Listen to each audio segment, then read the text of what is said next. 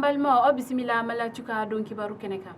bi kibara munu bambolo kada kulo kan o de tratado utkalo kletan sheki mali jamana nyamo president Ibrahim Boubacar Keita ale koni ka fanga d'Afrila mali finitigi do kon fe ni o nyama bayara konye asimi ngoitaye kibara munu serama ulu kana yere kafo kabini tratado koni sogmada fe munu kan koni kun ganen do kafo ko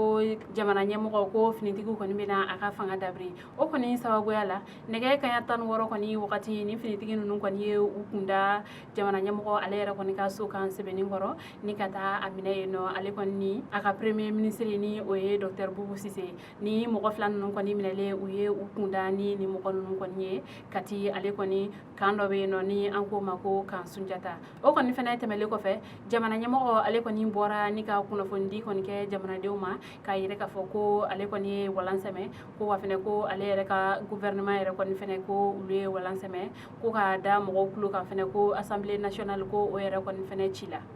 ni o kala sababu ye ni mali fanga kon be finitigi la kaw bulo o kon sababu la finitigi la kaw ulu yere kon fene bora ni ka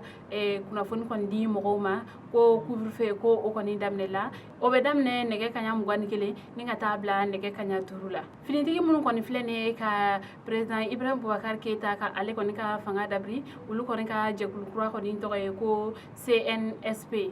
kuno arabado utkalo kletan kononton uye kuna fondi kone do koni sigi ni ka kibara do konda maldo koni kulokan uya yere ka foko bela jelen koni be se ka bo kata ka barake ko ulu koni bena u haklito mo koni la kolosilla ale nu bolo fen koni la kanalila ko wa fene ko ube kan armada ke kanya sin finiti kila khawma ko munu koni be alaje ka foko ube bingal ke wale do koni ta kanya si bol ma fenti ku koni ma ko ube siki ka foko ni nyini mali faso de njakulu koni bela jelen koni fe ale ni politique nyamo ko wala sa jogam na ubse ka siki ka foko ni ke ka se ka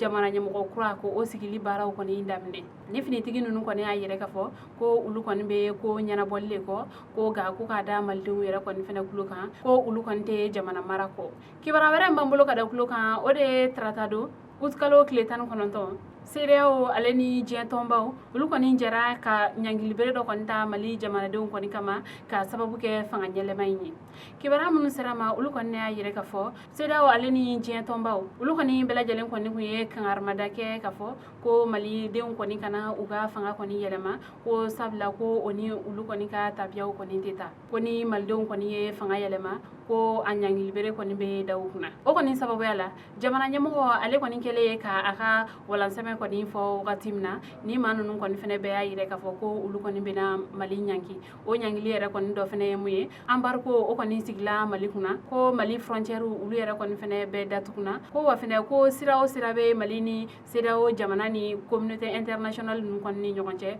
ko o sira o koni fene be datukuna ko fo kata fo mun kera folo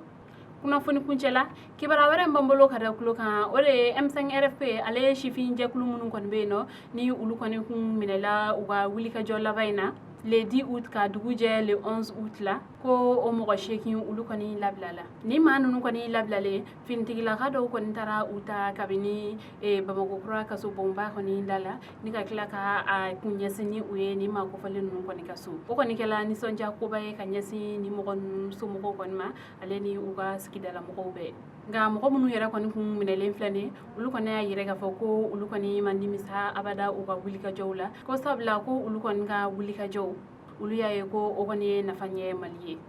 ambalmo ni le kunya o ka bidon kibaru ye ka daw kulukan ani ce aka kuluma jola o kambe anyona were